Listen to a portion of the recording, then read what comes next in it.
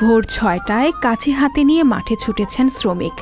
চারদিকে ঘন কুয়াশার চাদরে ঢাকা।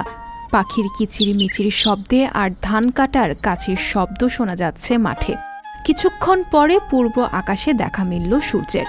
তারপরও কৃষকদের মনে নেই শান্তি।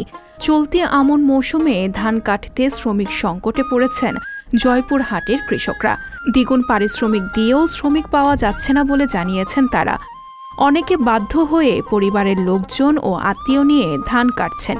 কেউ আবার দূর থেকে বাড়তি দামে দিন হাজিরা হিসেবে শ্রমিক দিয়ে ধান কেটে ঘরে তুলেছেন। এর ফলে কৃষক বাজারে ধানের দাম ভালো পেলেও উৎপাদন খরচ বেড়ে যাওয়ায় লোকসানের মুখে পড়বেন বলে জানিয়েছেন কৃষকরা। এবারে ধান কাটার লোক পাওয়া যাচ্ছে না, খুব সংকটের মধ্যে পড়ে গেছি আমরা। নিজের ধান বাড়িতে আমায় কাটতে হচ্ছে। আমাদের ধান এখন মাঠে রয়ে গেছে। আমরা যদি ঠিক মতো কৃষক না পাই, কিষাণ প্যাট না পাই, তাহলে আমরা তো ক্ষতিগ্রস্ত করে যাব। এবং আলুর দামও আমাদের বেশি। এখন যে বীজ গাড়বো এই বীজের দাম অনেক বেশি, এবং সার কিনতে যাচ্ছি সারের দামও অনেক বেশি। এবং ধানটা বিক্রি করতে যায় আমরা যে ন্যায্য মূল্যটা না পাই, তাহলে তো আমরা অনেক ক্ষতিগ্রস্তের মধ্যে পড়ে যাব। এই জেলার কৃষক তাদের জমির ধান কেটে ঘরে তুলতে কোনো বছরই শ্রমিক সংকটে পড়তে হয়নি। প্রতি বছরের এই সময় কৃষক তাদের জমিতে আলু রোপণ শেষ করত, কিন্তু চলতি আমন মৌসুমে তাদের উৎপাদিত ফসল ঘরে তুলতে না পারায় চিন্তিত তারা। আমন মৌসুমে কাজের চাপ এত বেশি হয়েছে যে কাজের লোক পাওয়া যাচ্ছে না।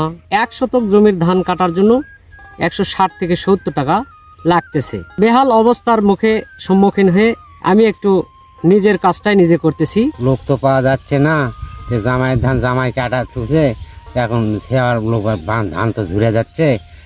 শ্রমিক সংকটে পড়ায় প্রতি বিঘা ধান কাটার জন্য প্রায় ৬,০০০ টাকা নিচ্ছেন শ্রমিকরা। কাজের ভালো দাম জেনে কাজ করতে এসেছেন শ্রমিক। অতিরিক্ত চাপ থাকায় মাঠের সব ধান ঘরে তুলতে পারছে না তারা।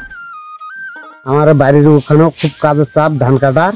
এসে দেখি এখানে ধানের অবস্থা খুব খারাপ অবস্থা, নষ্ট হওয়ার পথে চলে গেছে। এখানে প্রচুর ধান দেখেন, আরো কাটা হয়েছে, কিছুটা আরো বাকি রয়েছে, কিন্তু লোক সংখ্যা অনেক কম। আমি এর আগে কখনো এখানে ধান কাটতে আসি নাই, তো এবার লোকের সংকট এবং দাম ভালো যাচ্ছে বিধায় এখানে আমার ধান কাটতে আসা।